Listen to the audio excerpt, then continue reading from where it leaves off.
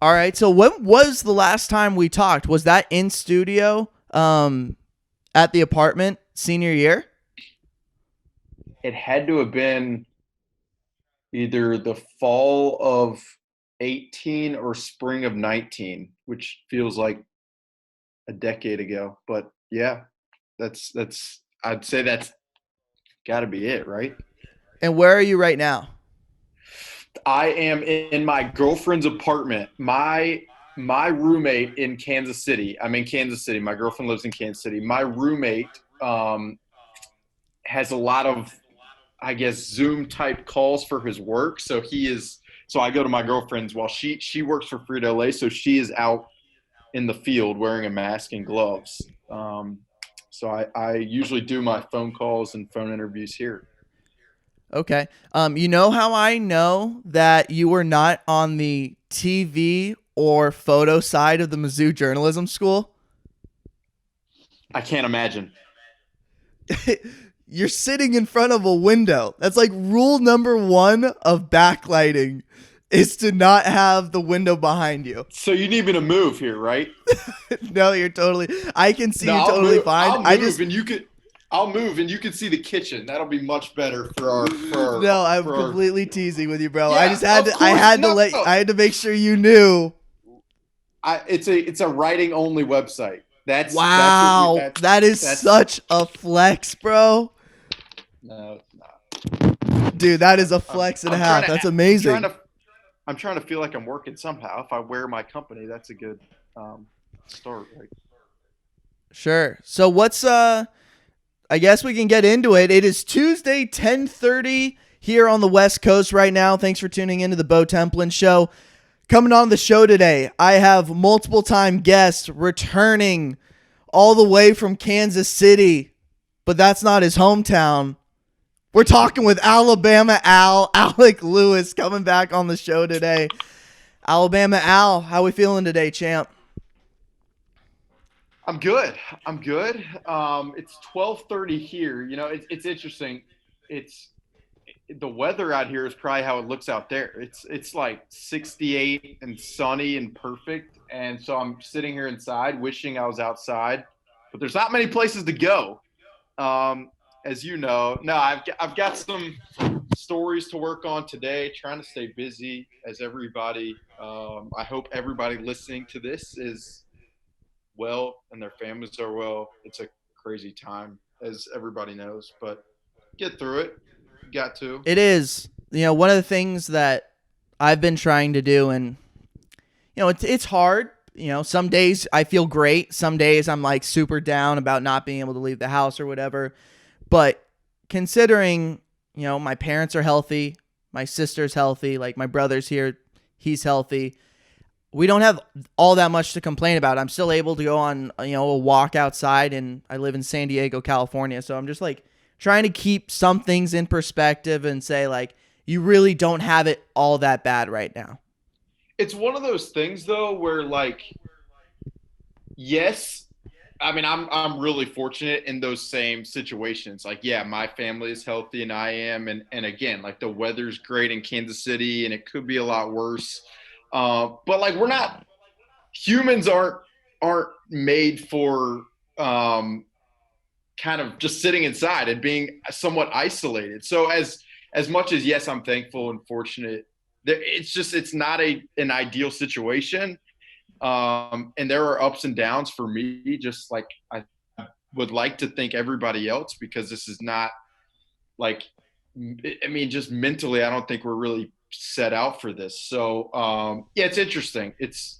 I don't know. It's one of those things where you try to like find perspective and stay productive, but it's not always going to work fluidly. I don't think because it's just not normal.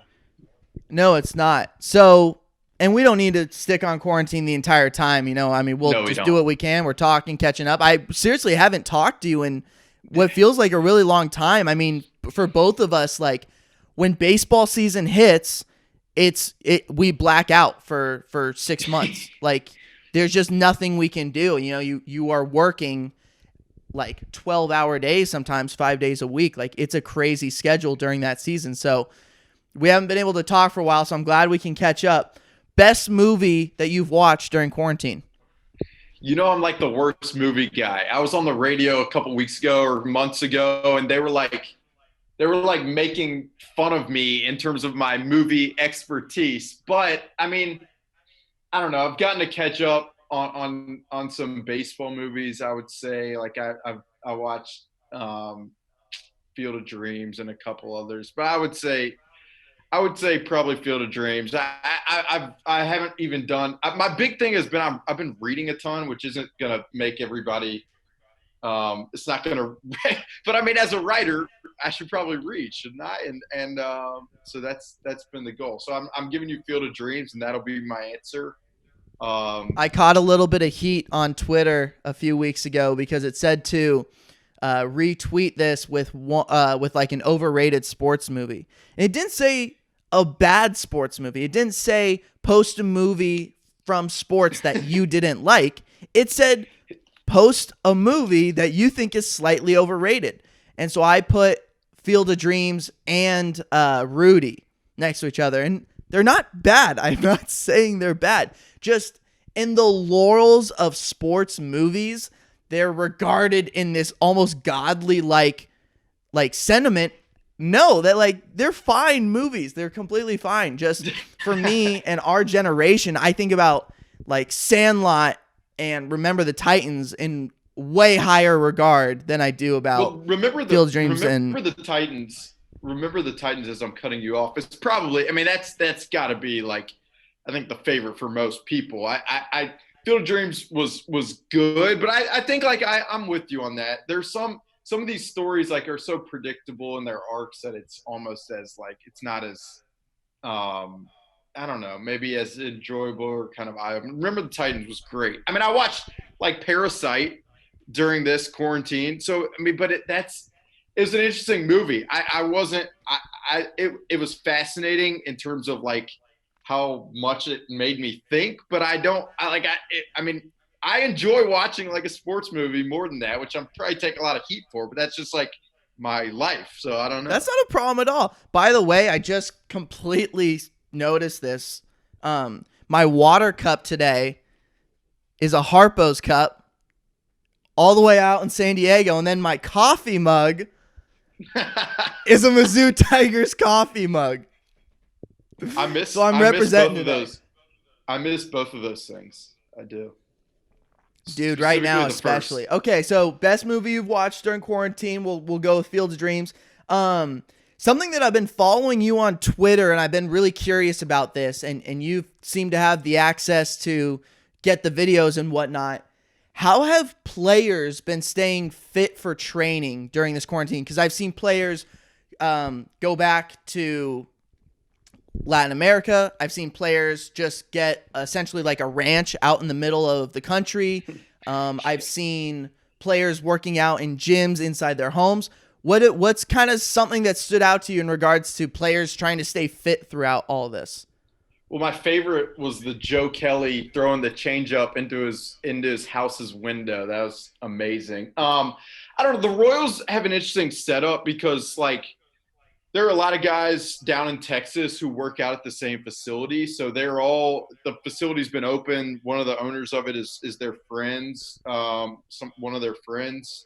So a lot of them have been down there working in Texas, which is pretty normal. I mean, they obviously have not been able to go to gyms, but from a baseball perspective, like the batting cages are open, there are mounds and stuff. There are other guys that like I mean, I know Bobby Witt is home, who's a top prospect. There are other guys in all sorts of places. I mean, the most fascinating thing is the guys like rehabbing in Arizona. I mean, there's a guy, the Royals Rule 5 pick, Stephen Woods Jr., is from New York and from Long Island, and which has obviously been a hub of this whole thing. And he hurt his ankle in spring training and has had to stay down in Arizona. So he hasn't been able to be with his family, and he's trying to rehab his ankle, and he wants to make the team, but there's all this stuff going on in New York. It's like it's crazy. And yeah, then you have some of those guys who are throwing in a garage. I mean, I know some Royals like pitchers have just been thrown to a net in their garage. I just can't even imagine what it's like, but I don't know. You make do, and a challenge that's, I mean, global in terms of baseball. So And at least I think like one of the things that players can find solace in right now is that it's not discriminating against a certain team right now, right? Like every team is battling with this. So, you assume that if by June 1st teams are in training camp together, who knows the timeline, and I'm not going to make you guess, but whatever the timeline is, every team's going to come back. It's going to be an even playing field, right? Like the Royals are not going to be better suited off more than the Padres. Maybe teams like the Mets and the Yankees, because New York is in such a shitty situation right now, like maybe they're extended a little bit longer. I correct me if I'm wrong. When the MLB put out that preliminary talk or plan for having teams stay in Florida and Arizona, were the Royals in Florida or Arizona? Arizona, their facility is in Arizona. So I think there have been so many plans. I mean, I know Jeff Passan at ESPN and Ken Rosenthal with us at The Athletic have reported a little bit on the Arizona only plan. And then I saw yesterday CBS reported that there was one where it could be Florida, Texas, and Arizona. I mean, you mentioned like the even playing field. The hardest part, I think, for everybody, specifically players, is that uncertainty of like you don't even have a start date you're working toward. I mean, everything in life, like you have a goal that you're working, you're like pushing, and these guys are like so regimented to not have that date that they're pushing towards. I think is like a crazy challenge, and I think some of the competitors within them is probably going to prepare other guys more than others if this thing happens soon or not. I mean, it's fascinating. That to me, like we talked to Hunter Dozier as a Kansas City media. He's the Royals. He's now in the outfield, played third base last year, hit 20 plus home runs. And he's like the uncertainty of like not knowing where you're pushing towards and how to ramp it up. And it's like a golden goose. Like, it's like, I don't know how to master that. And it's impossible. Well, and if they were to go balls to the walls right now, right? Say, all right, maybe the league comes back in 3 weeks. We have to start ramping it up quickly. Well, if you do that now and it ends up being 2 months until we start playing, then it feels like you're on a hamster wheel working towards nothing, right? Like that's how you get caught up in that really, really vicious cycle mentally. Is like if you were to hop back right now, go really hard thinking, all right, 3 weeks. And that's not the case. That would almost be that would be heartbreaking. I mean, that would crush you. I almost think it's like if a normal person is like just messing with their sleep cycle. It's like, okay, so tonight I'm going to go to sleep at 3 a.m. and wake up at 10. And then the next night you're going to go to sleep at 7 p.m. and wake up at like 5 a.m. It's like your body would be like, what is going on? And these are competitive athletes who have been, I mean, Hunter Dozier for the last 8 years has prepared for spring training, gone through spring training, gone into the season, finished the season, spent time with family. It's like, how do you feasibly do it? I don't know. And I don't know if anybody really could possibly know. So it's a fascinating thing. Unfortunately, it's a thing we have to think about, but it is fascinating. I guess let's rewind the clock, okay, to pre-quarantine, pre-social distancing, all that. Alec Lewis, you're gearing up for your second season in the MLB, essentially, right? Writing for The Athletic and the Kansas City Royals. What is something that you were really excited to show your readers, your viewers this year that you weren't going to have last year? Because I think about like, players, they go into the offseason and they work on a new skill. And every year they talk about, Austin Hedges, he changed his swing again this year. This is the year he's going to hit above 225. So as a writer, what's a skill or what's a story that you were excited about showing to your readers this upcoming season? Yeah, I mean, story specific, I was working on a really big thing on Mike Matheny, the Royals' new manager, and kind of his path. And the story is it's in my Google Docs file. It's like 4,000 words. It's sitting there, and we have it, and I mean, it was probably 15 phone calls, certain people, and so I don't know. I mean, I think like from a broad standpoint, the phone call thing and reporting through phone calls. I mean, I think people don't realize when you're. I think hopefully our goal in this thing is that you report and talk to people and get their stories of certain things they were doing, so you can put people in their shoes in that place. And doing that through phone conversations is like, I think, a skill that can be learned. Like, you talk to, where were you this, what did you do here, walk me through this day, take me through that conversation. And over this off season, I felt like I really improved in terms of like being able to grasp from an interviewee where they were in a certain spot and why they were doing certain things to enhance a story. And so I think I was really excited going into my, like, this would be my first full covering Major League Baseball season to like report by just observing things and enhance it by some of the phone call stuff. So that was like my big thing I was really excited about. I was just really excited after you're at home sick for 6 months, 7 months, whatever it was. It felt like a million months, reporting and doing stories through phone calls. I was just excited to talk to people and be in front of baseball and watch certain body language things happen. And spring training was amazing. Like, I was out on the backfields in Arizona just watching for hours and getting sunburnt on my face. And people were like, Alec, why are you still out here? It's like, 'cause I just miss like just being out and watching people. That's just how I am. And so I was really excited. And I also think the Royals were really excited for the season. So it was an interesting thing. Obviously, expectations for the Royals where they are. They're coming off back-to-back 100-loss seasons. They're not like the Padres that have like rebuilt, retooled everything. So Yeah.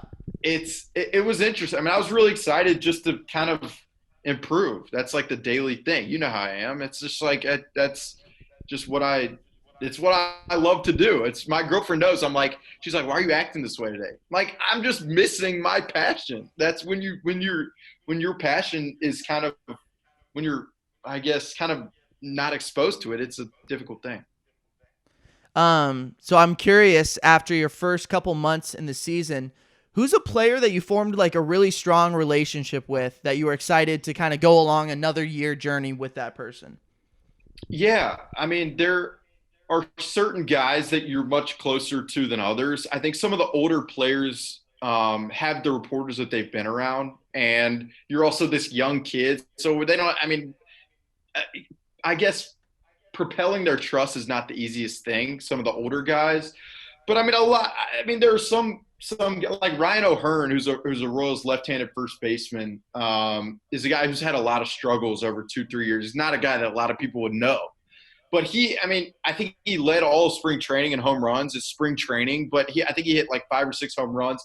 Really young guy, really fiery guy, passionate guy. I've gotten to know pretty well. I think another guy, Adalberto Mondesi, obviously comes from the Dominican Republic, so his English is really, really good. But he's a guy I've gotten to know a good bit, and like I've really enjoyed watching his enthusiasm every day. And then a lot of the young prospects. I mean, the Royals have a stable of pitching prospects that I've gotten to know a good bit, and their families, and they're all really good dudes. And so just watching and being able to talk about pitching and life and stuff with those guys, it's something I don't take for granted, because not every writer or media personality can be in front of these people every day. Fortunately, The Athletic allows us to do that, and that's not just a plug. Like, that's just genuinely that's our model. And so I miss just being around professional athletes. They're fascinating people, but they're also just human beings like we are. They have life, and they have family, and they have things they care about outside of baseball, which I think is my job to kind of bring readers and fans to that. So you briefly mentioned it before I think we started recording, but how many radio appearances have you been doing? You know, I obviously I get the lucky exclusive rights to Alabama Al, but I'm curious, like, how are other teams, cities calling? Because I know something I was really looking forward to was when the Royals were going to play the Padres at some point down the line, whenever that was going to happen, I was really excited to bring to the radio station and say, oh, I know the writer for The Athletic for the Royals. Like, if we want to get him on the show today, more than willing, I'll reach out to him. How often are you doing those radio appearances? Not that often. During spring training, I guess I would do 1 or 2 a week with just local Kansas City stations. The one of the big ones here, 810 Sports Radio, is a locally owned station. They've had a foothold here for a long, long time. So I've gone on the radio with them at certain times and gone in studio. But I don't know. It's funny, like commenters at The Athletic, we want a Royals podcast. And I'm like, look, I'm willing to do it, but The Athletic is regimented certain podcasts at certain times. And this whole thing probably throws a wrench in everything. So we'll see. But I haven't done, I probably do 1 or so a week now, obviously. With the NFL draft, like it's Chiefs everything here. And that's been kind of the theme over the past year with the Chiefs, obviously. The Chiefs have dominated this town, which is okay because in 2014 and 15 and 16, the Royals dominated this town. So it's an interesting dynamic, but probably one or two a week. I love doing it, though. I don't know. People probably get annoyed at my voice, but it's all right. Okay. So during your beat last year, what's the best meal at Kauffman Stadium's media press, like the press room? Like, what's the best meal that you can say, you know what, that's my go-to. I can always rely on that. Well, the Kauffman Stadium is an interesting, like, you get to kind of, when you're there every day, you get to kind of know the people who are working in and around the media room. So like sometimes they know the two things. I would say the first day I remember I went to Kauffman Stadium, the guy who like tickets you for lunch, his name's Dick. He's been there a long time. And he said to me the first day, he's like, best salad bar in Kansas City, man. It's like kind of a joke I use, but I mean, they literally have everything in the salad bar you could ever want. There's like pico de gallo, there's like olive, whatever you want. So the salad is usually the go-to. The other thing Kauffman Stadium has is they have like, they'll do these fruit cups with like strawberry, blackberry, blueberry, and whipped cream on top. And like, that's when some of the women who work behind the counter and mid too, like they know every day. It's like, all right, Alex coming for the fruit cup, like probably 15 minutes before first pitch. That's like a thing. And that's the fun part about being in there every day. The not fun part is like, you're sitting up there every day. There's nachos, there's hot dogs, and yes, people are like, "Oh, that's so lucky." But like, when you're there every day eating that stuff, it can be dangerous. I think they called it like the freshman 15 of in covering the MLB your first year. But I try to do a good job. I would take the stairs down to the press room and stuff. I was trying to keep my my health in check. So. I don't know. When I was, you talked about how much Kansas City's been dominated by the Chiefs, right? And, for the last year or so, I was helping out at KOMU, doing a lot of the sports broadcasting there. So, yeah, I'm very familiar, right? I had the Monday morning show. So every Monday, I'm doing the Chiefs game, essentially. And, at times it was conflicting with the Royals stuff. So I would squeeze in a Jorge Soler home run about, every show or whatnot because they would lose. But I would say, hey, Jorge Soler cranked in number 40 tonight. You know what I mean? So I know what you're talking about when it comes to the Chiefs just dominating the market. Like that was just the story the whole year, and it drove ratings, and we were getting word from, upper management that's what they wanted to hear, right? That's what people wanted to hear about. So looking back on your rookie year, I'm calling you, that was your rookie year. What was your favorite story from rookie year? Oh my goodness, Bo. Man, there's some that just like stand out pretty immediately.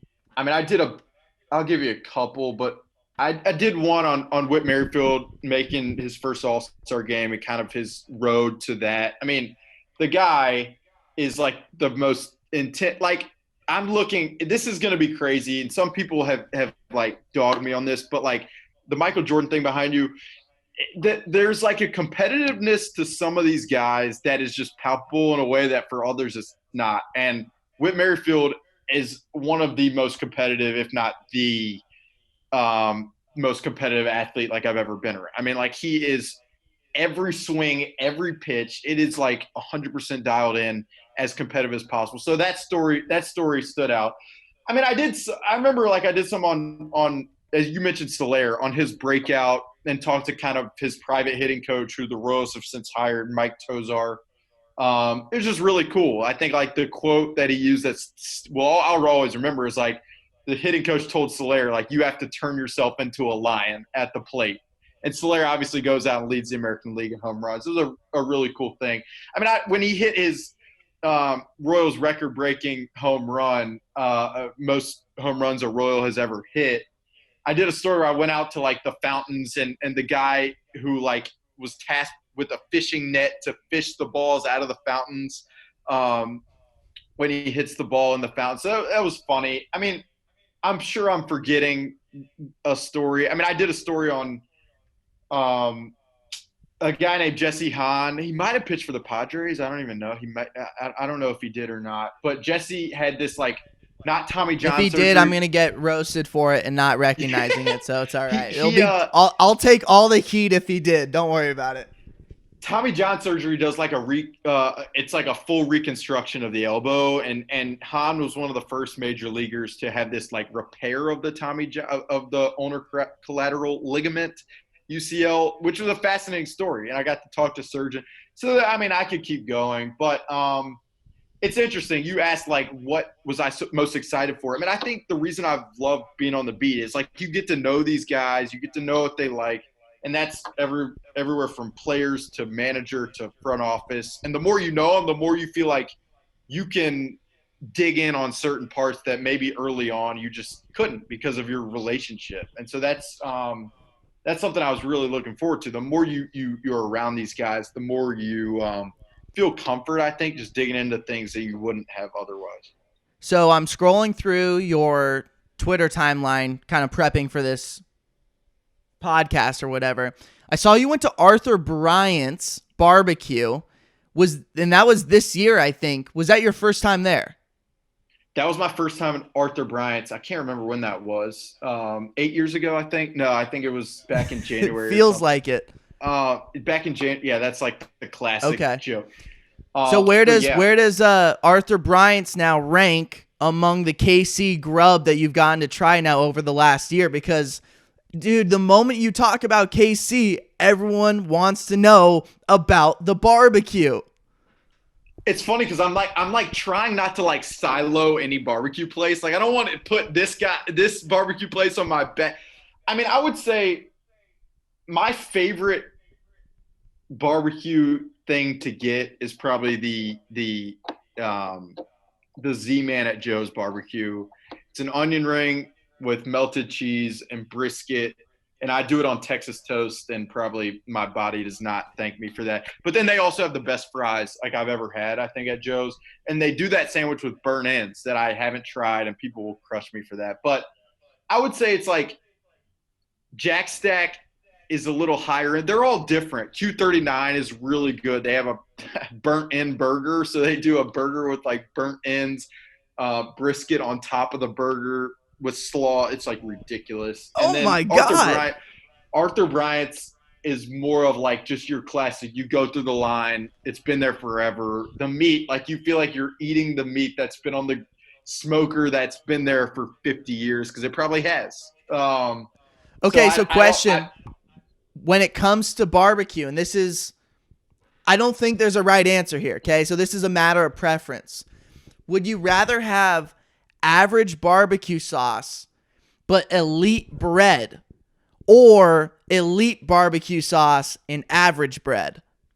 It depends. Like some barbecue sauce. Oh, Alec, why are you so politically correct? I want an answer. I would say probably average barbecue sauce with elite bread. I think I can do with like average barbecue sauce.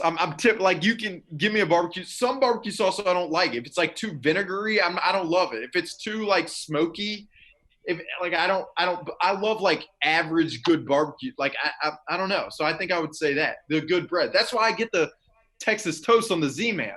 It's like how could you pass up 2 pieces of Texas toast on this with an onion ring, brisket, and cheese, like the greatest thing of all time. I went there, I think at the beginning of no, it was before the quarantine because I've sat in the restaurant by myself with the Z-Man. My girlfriend's like, "What do you do?" I'm like, I'm. You're not gonna eat barbecue, so I'm going and I'm gonna do it. I'm gonna eat it and sit there and relish every bite that I'm about to take.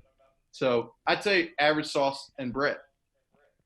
Good answer. Good Good bread. answer. Did you watch The Last Dance? Of course, yeah. I watched it back to back with my AirPods in on full blast. Nothing around me. I was engulfed in this thing. All right, so this is something that was brought up to me, and I was kind of curious about this because I feel like me, Luke Domask, right, we're kind of the exceptions to the rule when it comes to basketball history, specifically the Bulls. Like, growing up, I went out of my way to do my homework, watch full-length Michael Jordan Bulls games on NBA Hardwood Classics. So how much of this documentary is new to you? Most of it. Most of it.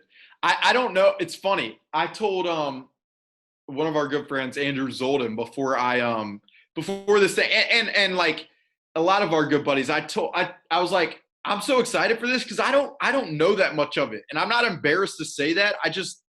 I never dug into it like I should have. Probably I never read Halberstam's book. I never went and rewatched some of this stuff. So a lot of it is new for me, and that's why like I love it. I mean, it's like it's unbelievable. I also, you know how it is. Like I love to see how they're telling this story. Like they go forward and backward, and that stuff fascinates me. I mean, yeah, one, just being a movie fan on its, like, just looking at it from a completely theatrical perspective, I am entertained by the back and forth style of storytelling. But then the other thing is, like, coming from the Mizzou J school, right, and knowing documentary journalism students and kids who this is what they kind of want to end up doing, I'm also fascinated by that. I think about the interview that they have with Michael. When was it recorded? 2018, 19. You hear the story that he greenlit the project on the day of the Cavs championship parade. I don't know how much of that is like true / propaganda from Clutch Sports type stuff, but I am fascinated as to, like, when do you approach players to do stuff like about their career in retrospect? How, in what manner, in what tone do you have these conversations? The first thing that they kicked it off with was Michael Jordan, your rookie year. They called the Bulls the traveling cocaine circus.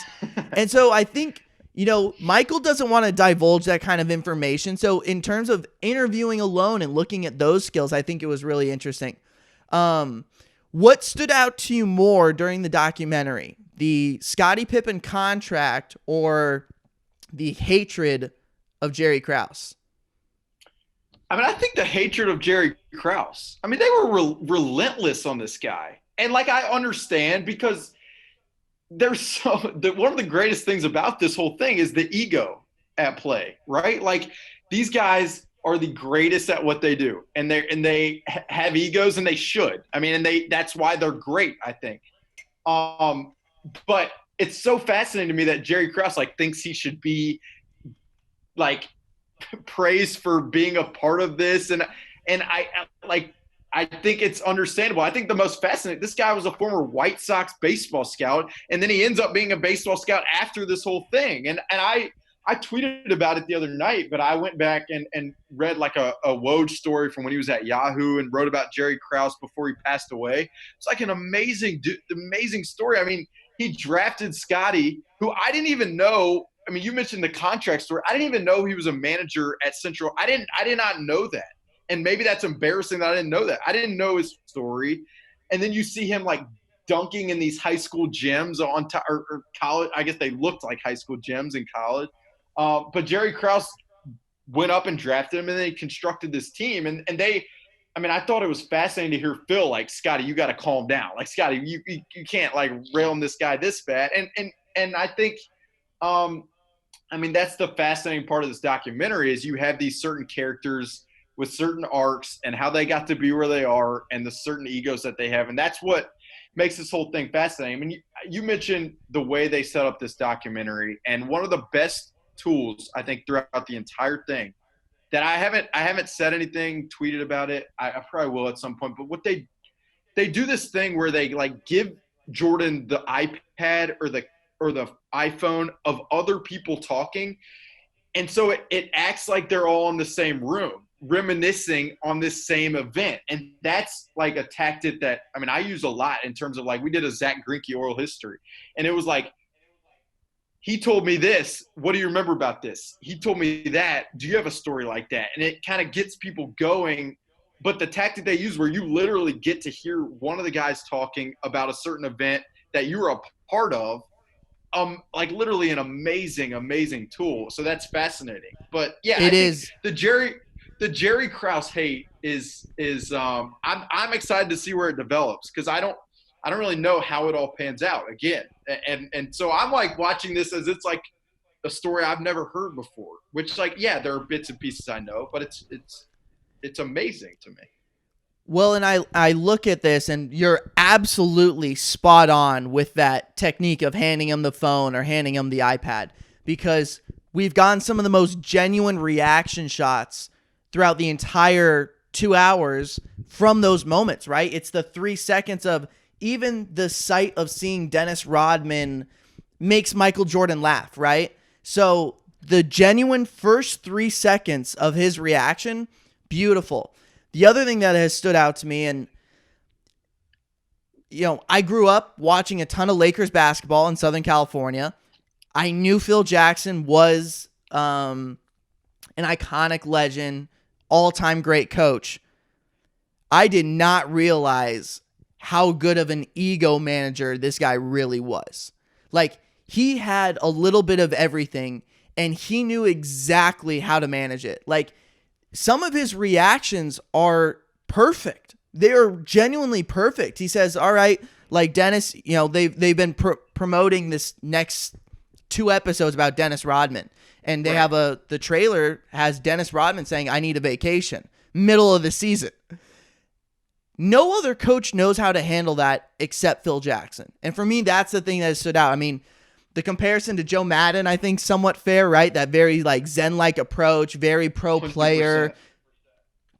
And he was kind of able to be that barrier between player and front office. And I can see why Krause had the resentment for Phil Jackson, because Phil probably made it seem like, all right, I'm getting word from upstairs, we got to do this. The players are like, yo, no, we need this. Phil then would go to Krause and say, you know what, we need this.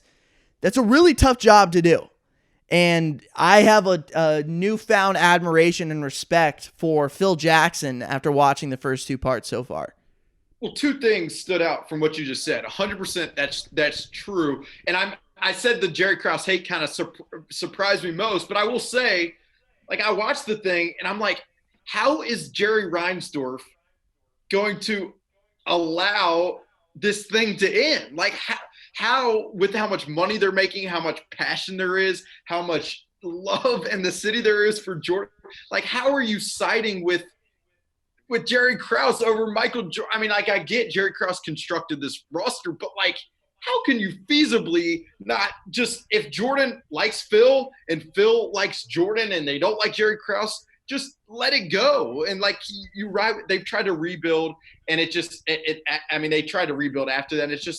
I mean, obviously it's never the same. It's impossible for it to be the same. The other thing I would say is, I had a buddy the other night, I can't remember who it was, like, can you believe how lucky Phil Jackson was to get Jordan and Pippen and Kobe and Shaq? But it's not, I almost, like, life doesn't work like that. If you are as good at managing egos as you say, think about the egos he managed with Kobe and Shaq. Only so few people have a touch to where you can do that and make that work. And so, yeah, the Phil Jackson, just the way he acts, like, you see him wearing those sweatsuits in the middle of the circle. You see the way Jordan looks at him. It's like, this guy is different. It's just how it is. I think even when Scottie wanted to take the summer off, right? He talked about how after the Achilles injury or the foot injury, he could have gotten surgery right away, but he said, I'm not going to ruin my summer. This is my off time. Like, I'm going to enjoy it. So many coaches would be nervous or pressuring Scotty to return because they would feel then the pressure falls on them, right? If Scotty doesn't return, our team doesn't play as well, then it's my ass on the line. Phil, understanding the importance of Scotty to the team, saying, you know what, even if Scotty returns by the end of December, we're going to be okay. Like his foresight and his ability to kind of like dismiss present problems for long-term solutions is as impressive as I've seen amongst like any coach. The thing I will say too, that I think a lot of sports fans sometimes like don't realize is like, oh, does the coach do that much? Does the manager in baseball do that much? Managing the personalities of a locker room and a clubhouse, I think, is like one of their biggest, if not their biggest job. And it cannot be easy. These guys have been the best at their level, every single level they've been, from when they were in youth, from when they were in college, from when they got into pro ball, in baseball specifically. And so when you're managing that, I mean, how do you compartmentalize, okay, this guy deserves to get time off in the middle of a season? How do you compartmentalize this guy? You know what? This is a way for him to get back at management. I like to be as just calm and, as you said, zen-like, which does make you think of Joe Madden. It was an amazing comparison. Like it's something that I don't know if that's taught. I don't know if that's just you feel people. You're like socially conscious in a way that other people aren't. I don't know, but it's really, really interesting. And I also think that that zen-like approach is it when you're winning, it's great, right? No problems at all. People are happy. Man, look how relaxed and fun they're having. But you look what happened with Joe Madden. The moment they start losing, well, people don't like that zen-like approach anymore. All of a sudden, they're like, no, you got to get on their ass. That Joe Madden, or I don't know how I turn this into a Joe Madden thing right now, but when they start losing, it's really easy to criticize that style. But when they're winning, it's all, rainbows and dancing. You got to have a little bit of patience, I think, to see that they see a completely different side of the teams that the fans get to see on TV on the field, right? And now we're getting this exclusive inside look into the locker room. Well, now you understand why Phil is so hands-off in his approach and is so willing to listen and able to like compromise in a lot of these debates that he has with his players. Alec Lewis, I'm going to slowly wrap it up because we both got to get moving a little bit. One, thank you for coming on, buddy. I always appreciate these conversations. Great deal. We could do this for hours. You know that too. Like, I'm looking out the window. I could probably be sitting here in 2 hours and I don't know how we got to Joe Madden, but it's amazing. It's amazing. And it did happen naturally. Yeah, 100%. And it's also like a different generation thing. I think when you think about like the way an athlete viewed a coach back then, I think it's a little bit different than now in terms of like, I think players, obviously, are willing to take their careers and their brands in their own hands now in a way that maybe they just weren't as willing, or the powers that be didn't lay it out as much. But no, it's fascinating. It's fascinating. I appreciate you. Alabama Al, the last question I got for you here, and we're gonna wrap it up. When this is all over, your bronze bomber, Deontay Wilder, is going to get another shot at the king, the Gypsy King Tyson Fury. So I want to know, after what you saw in the second fight, does he have a shot? Yeah, as long as he doesn't wear the heavy pre-fight outfit, he's fine. No, I don't know, man. I don't know. It's a funny thing watching that fight. It was like, gosh, this is brutal. But it also was like, you know what? I kind of felt like at some point this could happen where he's just overmatched from a boxing standpoint. And it's funny because boxing is a sport I don't know nearly as well as you. And I'll act like I know it because it's like the Kentucky Derby. It's like the horses are racing. You're like, oh, I heard that jockey works with that. And it's like, you don't really know, Alec. Like, why would you act? But, I don't know. I think Deontay Wilder is a guy who his story arc is a kind of a fascinating thing, just how he got into boxing, where he comes from, his family dynamic. And I think he will be really motivated. But Tyson Fury, dude, the guy is so big and athletic and like just weird in terms of how he boxes. And so I don't, it's hard for me to think that Deontay Wilder would have a shot. But as you know, Bo, one punch with that dude and you never know. I took him in the rematch. So in the second fight, I went on the radio station and they asked me, what do you think? And I said, Tyson Fury is like undeniably the better boxer. He's the better fighter. But with Deontay Wilder's right hand, there's just nothing you can do to avoid it sometimes. And from what we've seen so far, Tyson Fury's approach that was successful, you have to go at Deontay Wilder and make him fight going backwards. The moment he can like plant his feet, right, and find a stance, that's when you're in trouble. But what Fury did essentially said, no, let's get into it. Let's get physical. Let's tie up. And I'm going to go at you. And that's a different approach. And not many guys are able to do that. And I think the size is a big part of it. Like the moment they got tied up, Fury would lean and on put him. all that weight on him, bro. And yeah. He talked about the 40-pound costume being an issue. I think the 40-pound difference between him and Fury was the bigger issue because the moment they would tie up and get in that clinch, Fury would just put his weight on Wilder, and Wilder had to carry that weight for the extra 4 or 5 rounds. It's like wisdom teeth. One comes in and leans on another tooth, and you're like, okay, we got to get that out because it's putting too much pressure and it's going to ruin your whole mouth. Yeah, you like that? But that's how Fury that's how Fury was, dude. He would like lean on Wilder, and I'm like, this is done. Like, there's no way. You can't have the biggest man I've ever seen leaning on you and stand up and try to punch. Like, that's just not possible. I don't like physics don't say that Wilder would have a chance if a guy's leaning on him. It was that big like that. So I don't know, man. But I do think, and I will say this, I love boxing. I love reading about boxing. It's like one of the most pure, just like human on human storylines are amazing. And the storytelling can't be better than in a boxing ring. And so I think the fact that they're rematching for Wilder's sake, I don't know about it, but I will say, like, it's cool. Big boxing fights. I mean, as much as like people could argue maybe the inhumane nature of it, and that's more of the politically correct type. Yeah. I mean, I think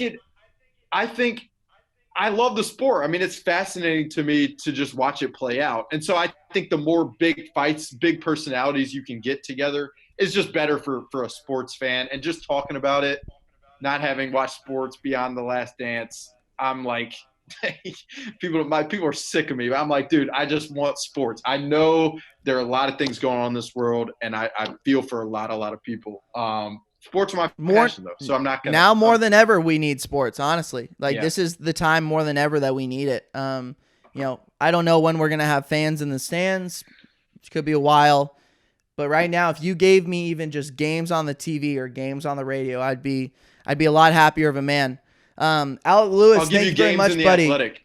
I'll give you games in the Athletic. You can read about them. Thank you, Bo. Thank you for having me. Alec Lewis, you can follow him on Twitter, Alec_Lewis.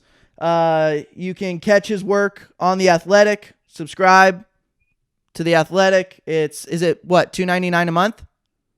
Right now we got a 90-day free trial. So you can hop in and pick on my writing. You can hop in and pick on my writing for 90 days and just hop out if you want. But I think we might be able to get you to hang around. So yeah, just hop in. If you click a story and you'll see a 90-day free trial thing. But if you like reading and you like sports, and you don't have that much to do, and I can't imagine you would, it's worthwhile. But no, I seriously, Bo, it's fun to do this every time. We could,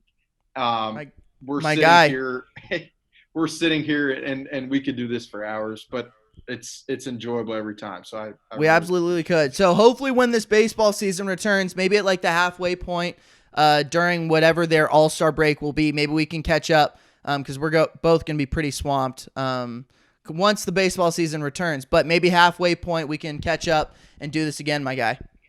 Yeah, we'll talk Mackenzie Gore and Luis Patino. Just holler, Perfect.